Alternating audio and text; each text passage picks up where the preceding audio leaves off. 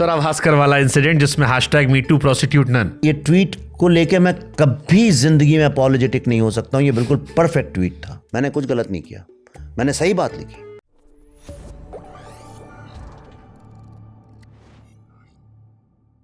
यहाँ पर आपके भाषण को बैन किया गया, ट्विटर पर भी बैन हुआ। सर भास्कर वाला इंसिडेंट जिसमें hashtag me too prosecute none, again मतलब ठीक है, ये तो पुराना नहीं था, चलो सेक्सुअल जोक था, एक जमाने में हो गया। ये एक्चुअली ये ट्वीट को लेके मैं कभी जिंदगी में अपॉलोजेटिक नहीं हो सकता हूँ। ये बिल्कुल परफेक्ट ट्वीट था। क्यों? वो इसलिए था, उसका मकसद क्या है कि एक तो अच्छी भाषा नहीं है लोगों की, लोग समझते नहीं है अंग्रेजी, वो एक चीज पर। और स्वरा ने क्या किया, देखिए स्वरा ने जो किया, एक दिन उसको हॉन्ट करेगी ये बात।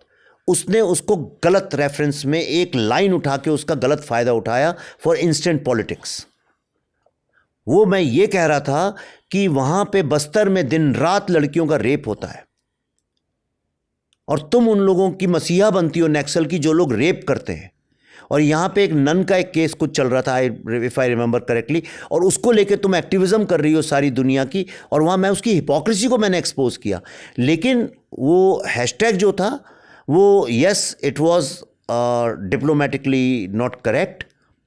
मुझे पता नहीं था कि उसको ऐसा मिसयूज़ करेंगे। मैंने ऐसा अज्यूम किया था कि वो भी प्रिंसिपल लोग हैं और लड़ाई को बराबरी से लड़ेंगे। एक वैचारिक लड़ाई है, उसको बराबरी से लड़ो आके तुम सामने। लेकिन उसको, उसने औरत होने का फ़ायदा उठा के उसको एक फेमिनिज्म उसमें घुसा के, and there was no way I could have won that because I am a man and she is a woman. तो वो गलत भी है, तो भी मेरे को ही गलत माना जाए। इस हैशटैग को लेकर आपको शर्मिंदगी, अपॉलॉजी? नहीं, मैंने कुछ गलत नहीं किया, मैंने सही बात लिखी।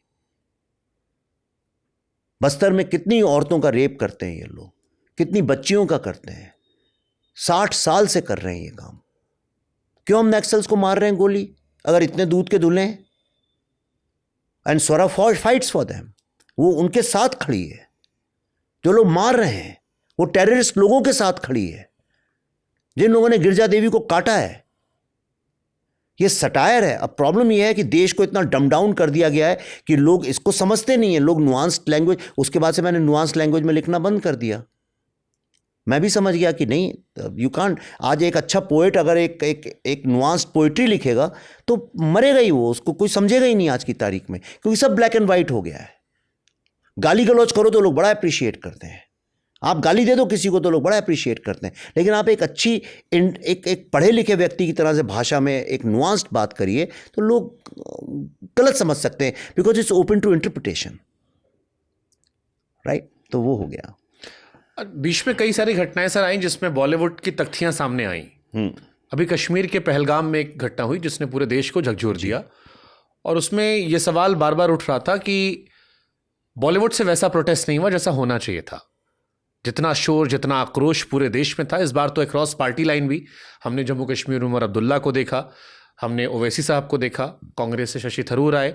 पॉलिटिकल लोगों ने अपने बैरियर तोड़ के पार्टी लाइन से आगे निकलकर इस बार देश के लिए आवाज़ उठाई जी। बट बॉलीवुड पर ये एलिगेशन इस बार भी आया और कुछ आवाज़ें बॉलीवुड से भी आई।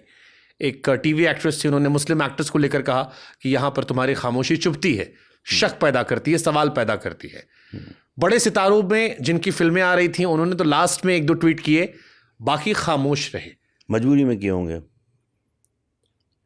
देश की बात भी हो तो भी बॉलीवुड में वो आक्रोश नहीं आता, और वो तख्ती या वो विरोध अगर आता बड़े सितारों से तो शायद उसका इम्पैक्ट अलग होता, दुनिया में उनके सुनने वाले लोग ज़्यादा थे। अब पैलेस्टीन को लेके तो सब उतरे ही थे, तख्तियाँ लेके, मुझे अच्छे से याद है एक बार, या कहीं वो ब्लैक लाइव्स मैटर में भी उतरे ही थे।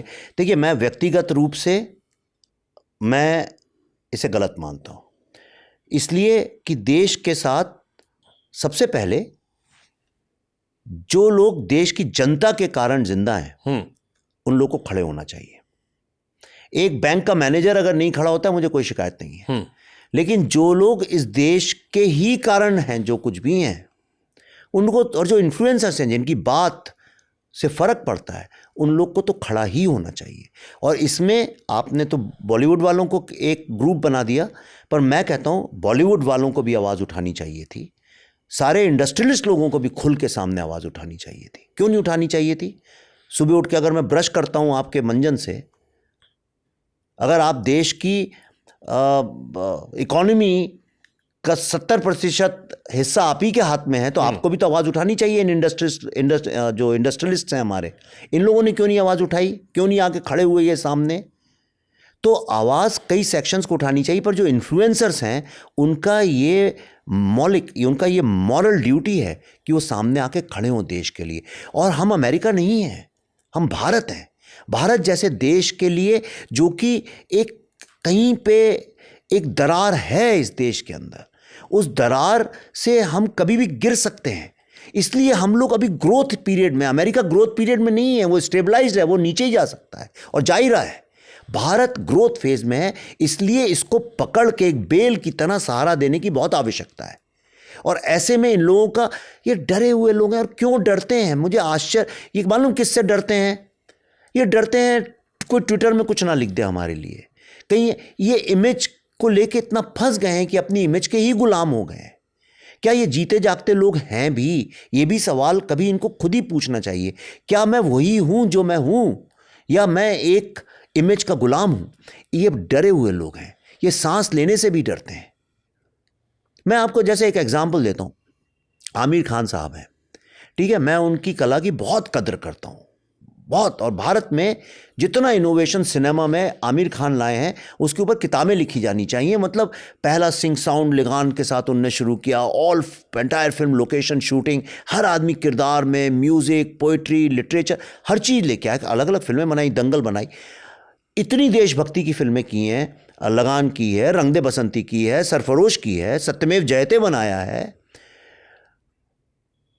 अब टर्की को लेके अगर समझिए उनकी ट्रोलिंग हो गई, मुझे लगता है कि आमिर खान को खड़े होकर कहना चाहिए कि मैं कितनी बार अपना और कितनी फिल्में ऐसी बनाऊं। जब आप नहीं बोलते हैं, when you choose not to speak, तो आप बहुत लोगों को मौका देते हैं कि वो अपने हिसाब से जो चाहें धारणा बना लें उसको। बट ये सवाल इसलिए नहीं क्योंकि वो आमिर खान है, जैसे वो आमिर खान, उनके नाम को लेकर ही एक परसेप्शन बन जाता है। जैसे बकरीद बीती अभी, अच्छा, मुझे पता नहीं बकरीद का क्या हुआ। मैं सोशल मीडिया पर पढ़ने लगा, कई लोगों ने लिखा कि अभी पहलगाम हुआ था और अब तुम बकरीद की मुबारकबाद दे रहे हो। तो आमिर खान को लेके मुझे ऐसा लगता है, जैसे आपने कहा ना कि इतनी सारी फिल्में बनाई, मैं सोच रहा हूँ, आप देखिए, लेकिन आमिर खान को लेकर दो ही नजरिए। अच्छा, भारत का 100 साल का फिल्म का इतिहास है, करेक्ट, हाँ, पर भारत का नाम किस एक बंदे ने किया है पूरे इंटरनेशनल लेवल पे? सिर्फ एक ही तो फिल्म गई है अभी तक नॉमिनेट, और कौन सी फिल्म गई है हमारी? बात है, जो आगे तक गई थी। शर्म की बात नहीं है, 100 साल के इतिहास में बॉलीवुड की कोई फिल्म को कोई इंटरनेशनल रिकग्निशन नहीं मिली आज तक किसी। लगान देशभक्ति से लबरेज थी, रंग दे बसंती, सरफरोश जैसी फिल्म, उसमें जो टॉपिक था, इतना सेंसिटिव टॉपिक उठाया गया था, बताइए। लेकिन उसके बावजूद आमिर खान की इमेज, और सत्यमेव जयते किया उन्होंने, और उसके बावजूद आमिर खान की इमेज केवल दो चीजों के लिए है। एक, वो टर्की वाली फोटो वायरल हुआती है उनका के राष्ट्रपति, दंगल बनाई है, और दूसरा कि उन्होंने दो हिंदुओं से शादी की, वो लव जिहाद से जोड़ दिया जाता है। यही दो इमेज आमिर खान की। नहीं, मैं सोशल मीडिया टॉक बात कर रहा हूं, हिंदुओं में भी, क्योंकि मैं उठता बैठता हूं, एक आम कॉन्वर्सेशन में चर्चा यही होती है कि आमिर खान की यही दो इमेज है। Aamir Khan as a film maker, Aamir Khan as a nationalist बातें नहीं करते लोग। देखिए, आमिर खान पर्सनली क्या है मुझे उससे मतलब नहीं। Aamir Khan as a film maker is a guiding force of Bollywood, इस बात को कोई वर्ल्ड में डिनाई नहीं कर सकता है।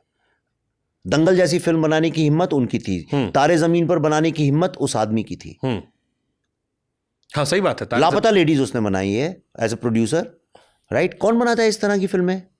कौन बनाता है, आप मुझे बताइए।